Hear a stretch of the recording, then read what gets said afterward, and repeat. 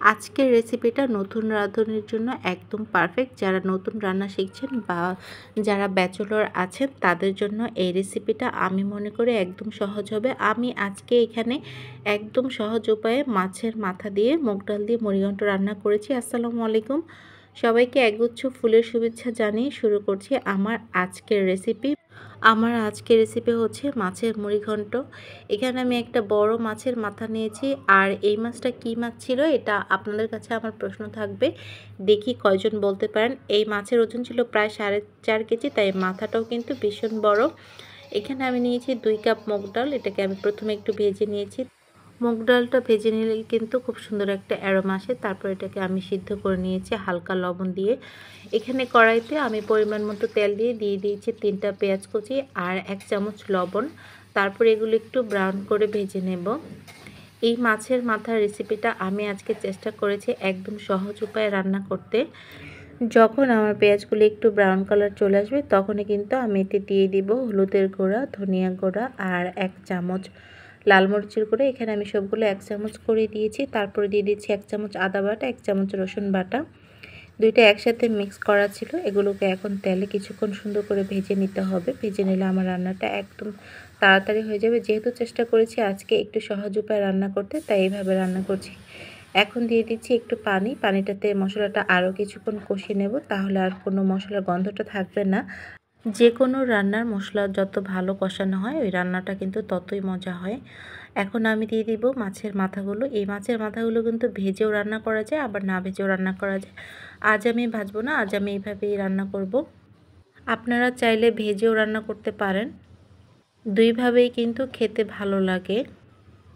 আমার একজন সাবস্ক্রাইবার আপু আমাকে রিকোয়েস্ট করেছিল মাছের মাথা দিয়ে সহজ একটা মুড়িঘণ্ট রেসিপি করতে। সেই আপুর রিকোয়েস্টে আজকের ভিডিওটা করছি। মাছের মাথাগুলো কিন্তু সবগুলো আমি দিয়ে এখানে 10 মিনিটের মতো জাল করে ঢাকনা উঠিয়ে এখন নেড়ে চেড়ে দিচ্ছি। যেহেতু মাছগুলো আমি আজ ভেজে রান্না করছি না, তাই মাছগুলো কিন্তু একটু ভালো করে কষিয়ে রান্না করতে হবে, তাহলে খেতে ভালো লাগবে। মাছগুলো নেড়ে চেড়ে এখন কিন্তু আমি দিয়ে দিচ্ছি একটু জিরার গুঁড়া।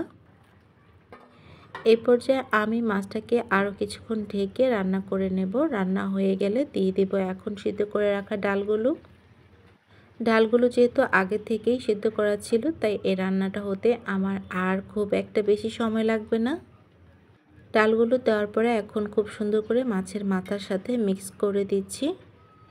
মুড়িঘণ্ট কিন্তু রুটি, পরোটা বা ভাতের সাথে খেতে অনেক বেশি মজা লাগে। এখন আমি ডাল আর মাছের মাথাগুলো সবগুলো একসাথে আরও বেশ কিছুক্ষণ জাল দিয়ে নিয়েছি। তারপরে এখানে দিয়ে দিচ্ছি কয়েকটা চেরা কাঁচামরিচ। এই ডালের মধ্যে ধনিয়া পাতা না দিলে কিন্তু ভালো লাগে না। ধনিয়া পাতা দিলে খুব সুন্দর একটা অ্যারোমা আসে, খেতে খুব ভালো লাগে। ধনিয়া পাতা দেওয়ার পরে আমি এখন মাছটাকে আরও কিছুক্ষণের জন্য জাল দিয়ে নিচ্ছি। মুগ ডাল কিন্তু খুব সহজে সিদ্ধ হয় না, তাই এটাকে আগে থেকে সিদ্ধ করে নিলেই সবচেয়ে বেশি ভালো হয়।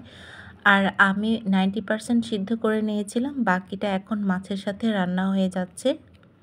যারা এই রান্নাটা করবেন তারা কিন্তু অবশ্যই মাছটাকে খুব ভালো করে কষিয়ে নেবেন।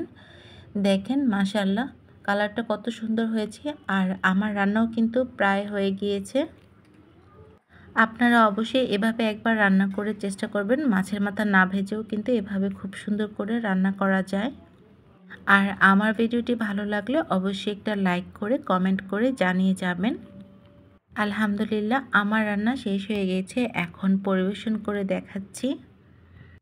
যে কোনো বড় মাছের মাথা দিয়েই কিন্তু এই রান্নাটা খুব সহজেই করা যায়।